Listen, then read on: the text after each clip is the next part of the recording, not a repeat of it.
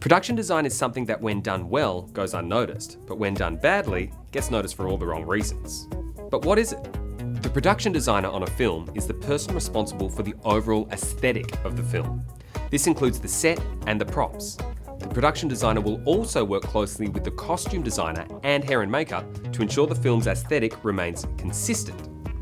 The production design of a film can provide the viewer with an enormous amount of information.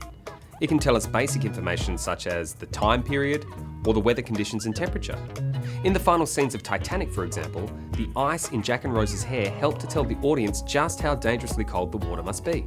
Production design can also give us information about characters. Where do they live? Are they messy? Do they have their life in order? Are they rich or are they poor? And it also plays an important part in creating style and tone. The original Matrix film, for example, created sets that are laid out in grids. Everything looks new and modern. The rooms are sterile with sharp corners, and you see grids everywhere. This was to help create the feeling of an artificial world, a world inside a computer program. But what can you do with production design in your short, realised film on a shoestring budget? Well, perhaps your short film centres around two characters having a conversation in one of their living rooms. Firstly, you've found a room to shoot in, your location. Next, you've cast your two characters.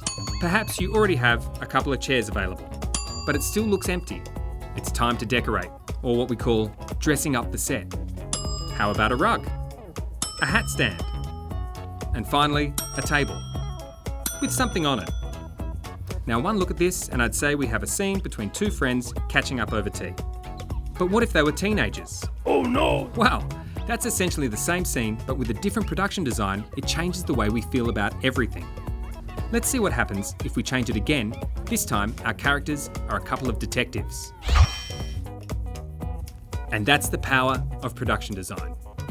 None of these examples shown here would blow your budget. You can use your own furniture or borrow your friends. You can get secondhand pictures or posters very cheap. Same with the props. And we made the outline of that body simply with some masking tape. So get creative when coming up with this stuff. It's half the fun. And remember, when making your short films, everything you see inside the frame of every shot is important and tells part of your story. Never underestimate what's lurking behind your actors. Happy filming.